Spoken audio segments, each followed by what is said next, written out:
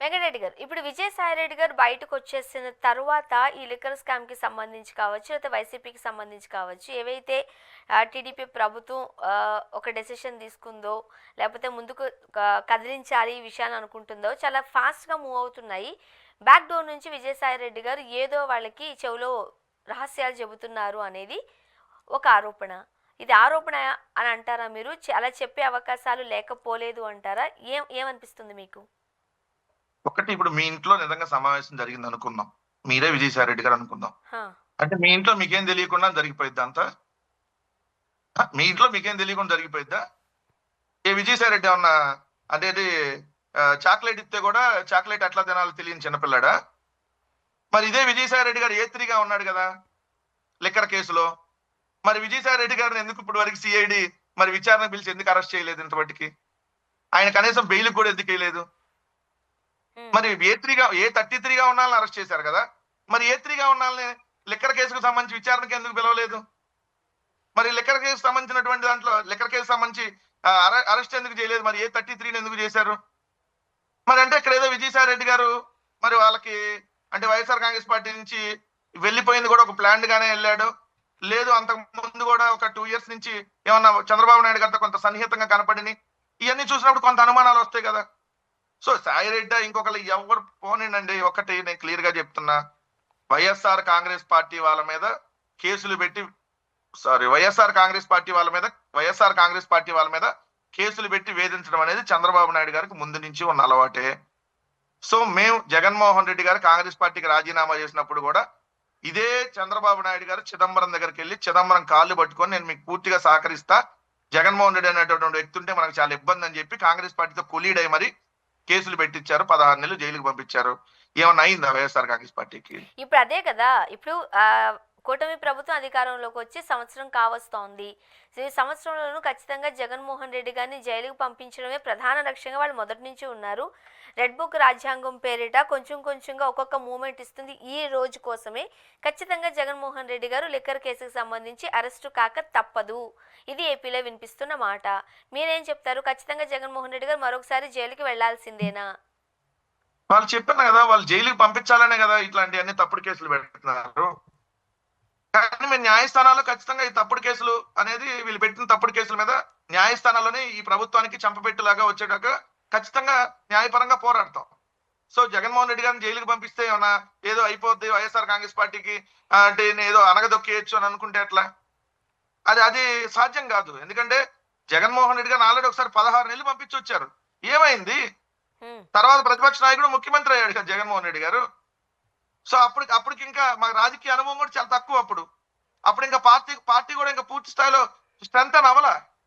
కానీ ఈ రోజు గ్రామ స్థాయి నుంచి వైఎస్ఆర్ కాంగ్రెస్ పార్టీ చాలా పటిష్టంగా ఉంది, సింగిల్ గానే పటిష్టంగా ఉంది, ఎవడు కాల్లో పట్టుకొని పటిష్టంగా లేవు, సింగిల్ గానే పటిష్టంగా ఉంది. ఏపీలో రివెంజ్ పాలిటిక్స్ నడుస్తున్నాయి. ఇంతకుముందు మీరు అన్నట్టు పోసాన కృష్ణమురళి గారు కావచ్చు, వేరే వాళ్ళు కావచ్చు, ఎప్పుడో అన్న మాటలకి ఎప్పుడో జరిగిన విషయాలకి ఇప్పుడు మనోభావాలు దెబ్బతిని జైలుకు పంపించినా పంపించకపోయినా మొత్తం రాష్ట్రంలో ఉన్న జైళ్ళన్నింటికి తిప్పుతూ ఉంటుంటే, వాళ్ళని ఇబ్బంది పెడుతుంటుంటే, వాళ్ళని టార్చర్ పెడుతుంటుంటే ఒక మానసిక ఆనందాన్ని పొందుతుంది కూటమి ప్రభుత్వం అనేది కొంతమంది ఆలోచన, అభిప్రాయంగా మనం చూస్తూ ఉన్న నేపథ్యంలో ఆ రోజు భువనేశ్వర్ గారి విషయం కావచ్చు, అయితే చంద్రబాబు నాయుడు గారిని జైలుకు పంపించడంలో కావచ్చు, ఒక కక్షపూరితంగా రివెంజ్ తీర్చుకునే విధంగా ఈరోజు చంద్రబాబు నాయుడు గారి ప్రభుత్వం, కూటమి ప్రభుత్వం ముందుకు వెళుతుంది.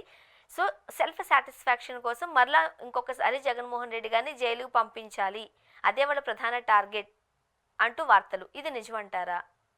శాడిజం అండి. వాళ్ళు శాడిస్టులు ఎలా బిహేవ్ చేస్తారు అలానే బిహేవ్ చేస్తారు. ఇప్పుడు వాళ్ళు అధికారంలోకి ఏ విధంగా వచ్చారు? మొత్తం రోజు శాడిజం, ప్రజల మీద శాడిజం చూపించి, రాష్ట్రం మీద శాడిజం చూపించి, ప్రజలను మభ్యపెట్టి మోసం చేసి విషపూరితమైనటువంటి ప్రచారాలు చేసి అధికారంలోకి వచ్చారు. వాళ్ళ మెంటాలిటీ మీరు గమనించండి. 10 లక్షల కోట్ల అప్పు, 14 లక్షల కోట్లు, ఇది అప్పుల మీద దుష్ప్రచారం చేశారా లేదా? లేని ల్యాండ్ టైటిలింగ్ యాక్ట్ ఉందని ప్రచారం చేశారా లేదా? 30,000 మంది అమ్మాయిలు మిస్ అయ్యారని ప్రచారం చేశారా లేదా? వాలంటీర్లు మీకు 10,000 ఇస్తాం, మీరు మనుషులు కాదా అని ప్రచారం చేశారా లేదా?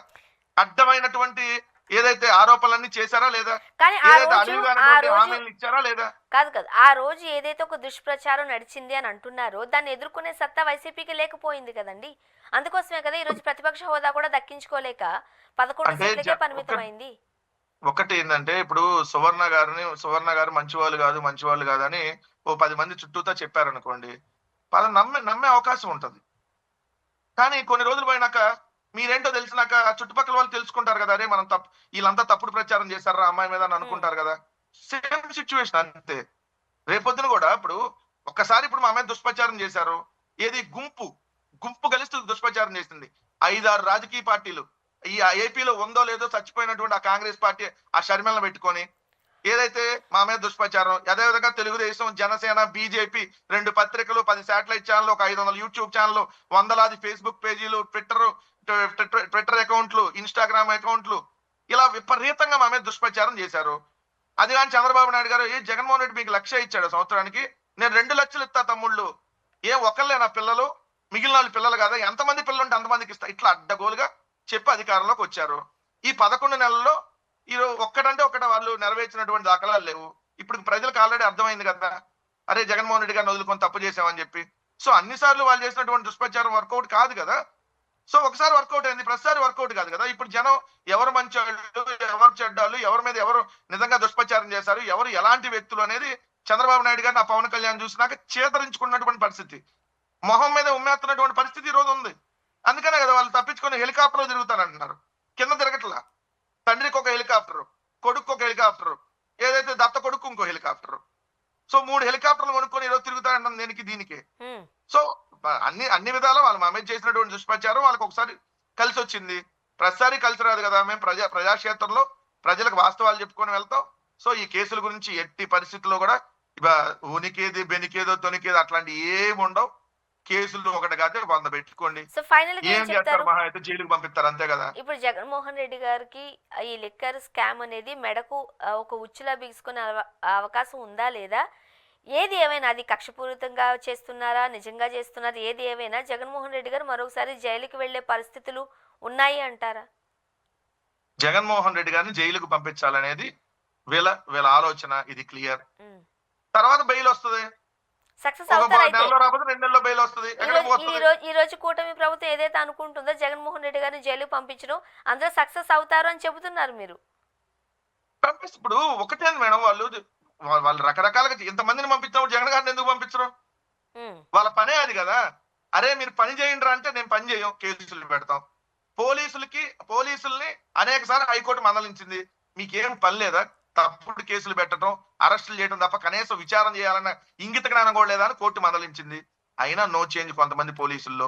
ఎందుకంటే కూటమి ప్రభుత్వంలో వాళ్ళు కులం కోసమో లేదంటే పార్టీ కోసమో ఏదైతే కాకి చొక్కా వదిలేసి ఒళ్ళంతా పసుపు రాసుకొని పనిచేస్తున్నారు కొంతమంది పోలీసులు.